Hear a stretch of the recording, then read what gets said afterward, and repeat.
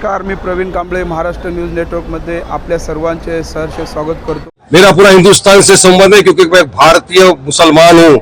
मुझे गर्व है इस बात का। मेरा संबंध है इंसानियत के साथ, मेरा संबंध है कायदे कानून के साथ, मेरा संबंध है और संविधान के साथ मेरा संबंध है।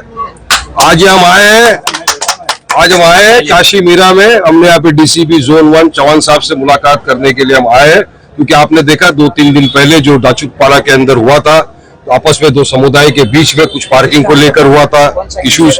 उसमें दोनों पक्ष की तरफ से कंप्लेंट दी गई, मगर कुछ हमारे पास ऐसे फोन आया और इसी कंप्लेंट की गई थी हमारे पास के वारिस भाई एक तरफा कंप्लेंट ली जा रही है, एक तरफा लोगों को अरेस्ट किया जा रहा है। तकरीबन 9 लोगों को अब तक एफआईआर करके अरेस्ट किया गया है और कुछ 40 के खिलाफ अज्ञात दिखाए गए हैं। जबकि दूसरी तरफ कोई चौपड़ लेके घूम रहा था, तलवार दिखा रहा था, उसके खिलाफ केस नहीं हो रहा है। ये सारी काफी चीजें थी। हमारे को स्थानिक लोगों ने फोन किया, हमारी माँ बहनों ने फोन किया, काफी लोगों के फोन आए। तो आज हमने कहा ठीक है, हम आपके साथ चलेंगे। हमने डीसीपी साहब से बात की, डीसीपी साहब ने हमको आश्वासन दिया। हमारी तकरीबन पौना घंटा मीटिंग मुलाकात हुई उनसे। उन्होंने कहा वारिस भाई देखिए, हमने निष्पक्ष इंक्वायरी हम कर रहे हैं। हमने यही कहा कि सर संविधान इक्वलिटी की बात करता है, कायदे कानून का आप भी पालन करिए, निष्पक्ष तरह से इंक्वायरी करिए, जो भी गिल्टी है उसके खिलाफ आप कार्रवाई करिए। वायलेंस का हम कंडेम करते हैं, वायलेंस नहीं होना चाहिए। लेकिन कितने लोगों की रिक्शाएं तोड़ दी, उनका क्या, जिसने तोड़ा आप उसके खिलाफ केस करिए। आपने एक सब तरफ इंक्वायरी क्यों कर रहे हो? आप बीजेपी के कोई मंत्री यहाँ पे आके घूम रहे हैं, भड़काने की बात कर रहे हैं। सवाल आपको उनसे करना चाहिए कि आप क्यों घूम रहे हो एरिया के अंदर, भड़का रहे हो पूरी पब्लिक के पास जाकर। सवाल उनसे करो, क्यों जाके धमकाया जा रहा है? क्यों मस्जिद के पास जाके खड़े होकर बोला जा रहा है कि 2 दिन के अंदर मस्जिद को तोड़ दो? क्यों महाराष्ट्र का मीरा रोड का वातावरण खराब करने की बात कर रहे हैं वो लोग? ऐसे लोगों को रोकना चाहिए ना। अगर उनको नहीं रोकेंगे तो वातावरण खराब होगा। और आप बोले हम तो आए ना, हम तो किसी को भड़का नहीं रहे, हम तो बात करने हैं कि साहब न्याय और इंसाफ करिए। जिन लोगों ने तलवार दिखाई, चौपड़ दिखाया, जिनके वीडियो वायरल है, उनको भी अरेस्ट करिए, उनके खिलाफ भी केस करिए। डीसीपी साहब ने हमको आश्वासन दिया है और कहा है वारिस भाई बिल्कुल हम उनके खिलाफ कंप्लेंट ले रहे हैं, उनको बुलाएंगे, अरेस्ट करेंगे और जो भी कानूनी कार्रवाई होगी निष्पक्ष कार्रवाई होगी। हमने कहा निष्पक्ष कार्रवाई नहीं करेंगे तो साहब फिर हम कोर्ट में भी जा सकते। हम तो कायदे कानून का सम्मान करते हैं।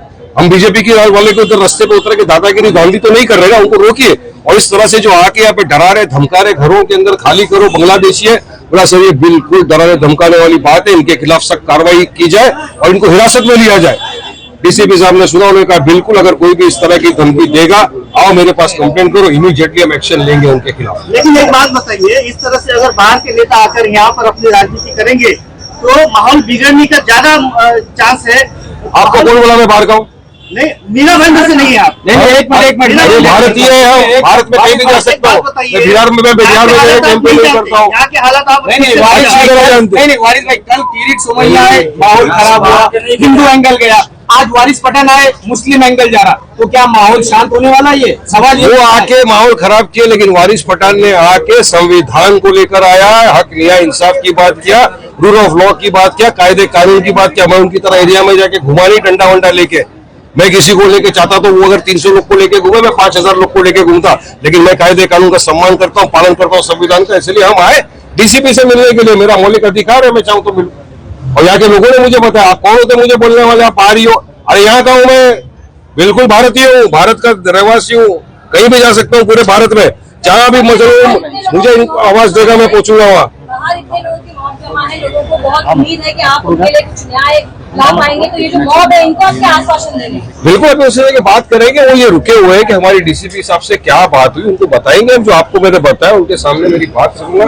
डीसीपी साहब ने आश्वासन दिया है कि इंशाल्लाह न्याय होगा, कोई भी बेगुनाह बेकसूर को अरेस्ट नहीं किया जाएगा और जिसने किया है उसको अरेस्ट किया जाएगा। पुलिस का न्याय नहीं कर रही, इसलिए लोग यहाँ जमा हो रहे हैं। यही लग रहा है ना लोगों को। अगर एक ही तरफ कार्रवाई कर रही है, यही तो लोगों का बोलना है कि कार्रवाई एक तरफ हो रही है और हम चाहते हैं कि निष्पक्ष कार्रवाई हो। हमारा ये बोलना है कि आप कार्रवाई दोनों पक्ष के खिलाफ बराबर करो, एक ही को आप टारगेट मत करो, दोनों की तरफ कर दो। उन्होंने कहा ठीक है बिल्कुल हम कंप्लेंट लेंगे और एफआईआर दर्ज करेंगे। और जो भी इन्वॉल्व, तो हमने वीडियो दिखाए इसमें चौपड़ लेके घूम रहे हैं, 1-2 नाम बताया जिनका नाम लोगों ने बताया वहां पे, उनके खिलाफ भी कार्रवाई होगी।